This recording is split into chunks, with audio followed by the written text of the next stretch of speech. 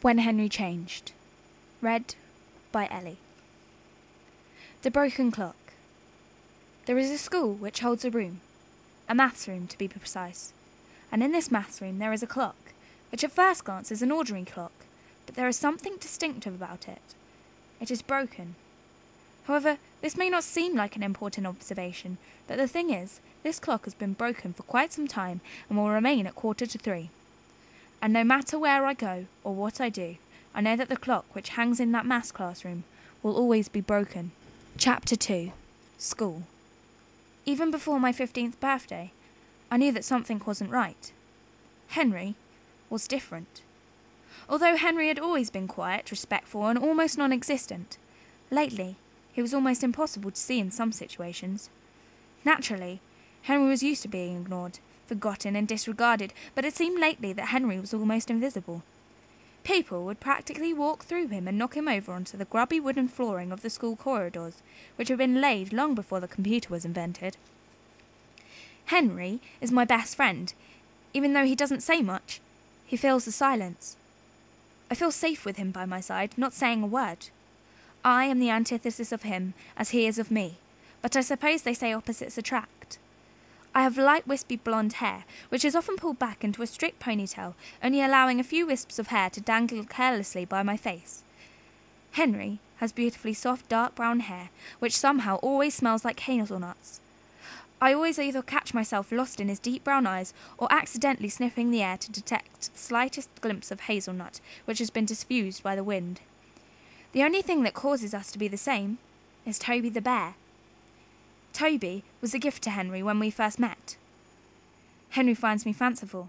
He often says, "Luna, get your head out of the clouds and get studying, because the only people who can be fanciful are those who can afford it." I know it sounds dreadfully pessimistic, but in reality, Henry is partly right. I mean, what is the use of dreaming if I do nothing to make my dreams come true? School is often compared to the animal kingdom, and in mine and Henry's case, this is very true. We are gazelles who spend our day making the most of the scenery and leaving practically untraceable marks. We leap from class to class without a sound and get through the day as silently as possible. Which is all well and good until you realise there are also lions, and not just any lions, hungry lions, who want to follow, kill, and eat you. These lions can often be found making our lives hell. You see, Henry and I are not exactly the Sandy and Danny out of Greece. We are more like the people who played their stunt doubles and did all their work whilst they stood in the limelight and got praised. The bell rang for second period and gave me quite a fright.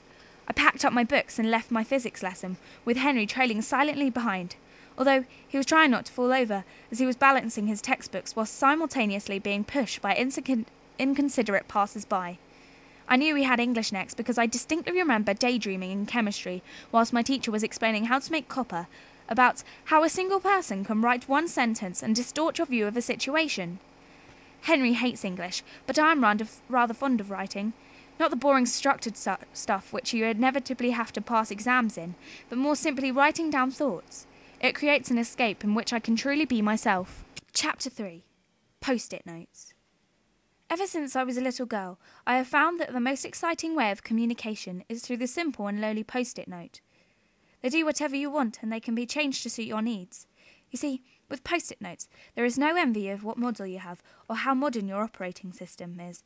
All you have to do is write exactly what you wish to say, and then simply leave it somewhere for the recipient to see, and wait patiently for a reply. Chapter 4. The day Henry's hand fell off. I woke up that morning feeling different. Not in an unwell way, but I immediately thought, I feel older.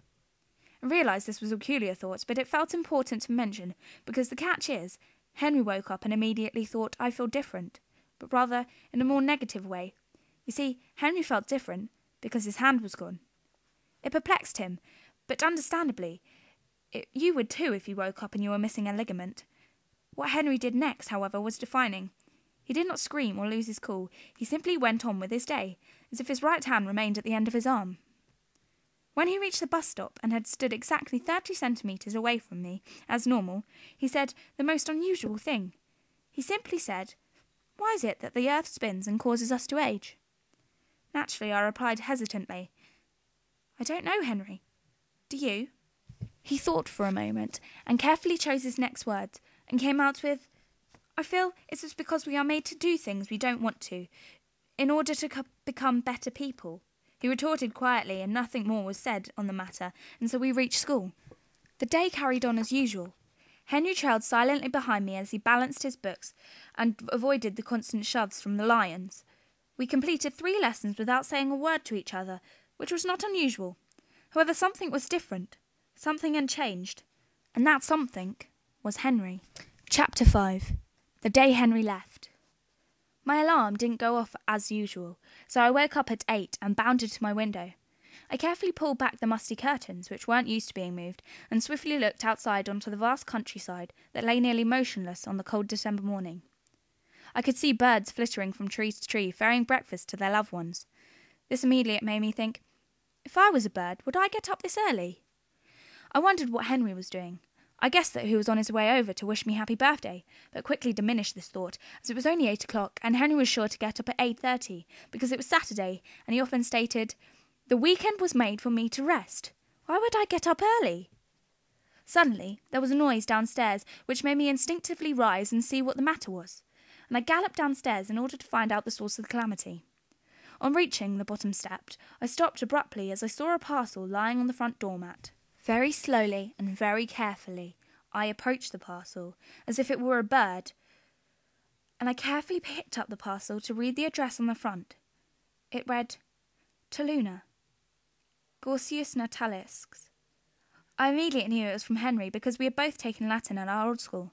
I carefully unwrapped the package to find Toby the bear. My smile faded, the excitement was lost, and I knew that Henry was gone forever. I was finally 15. You see, Henry wasn't real. I had created him at school when I was 3 because I was alone. Well, I had Toby, my bear, but it wasn't the same. And before I knew it, Henry had appeared. He was all I needed. He did what I said. He went where I went, and he was somehow knew exactly what was wrong and how to fix it. But it was over now. I was 15, and I didn't need him any more, and as quickly as he came, he was gone. And once again, I was alone. Chapter 6. The Broken Clock. There is a school which holds a room, a maths room to be precise, and in this maths room there is a clock, which, at first glance, is an ordinary clock, but there is something distinctive about this clock. It is broken. However, this may not seem like an important observation, but the thing is, this clock has been broken for quite some time and will remain at 2:45. No matter where I go or what I do, I know that this clock, which hangs in the maths classroom, will always be broken. But recently, I noticed a note, a post-it note to be precise, laying underneath the clock, and written on it was "Love, Henry."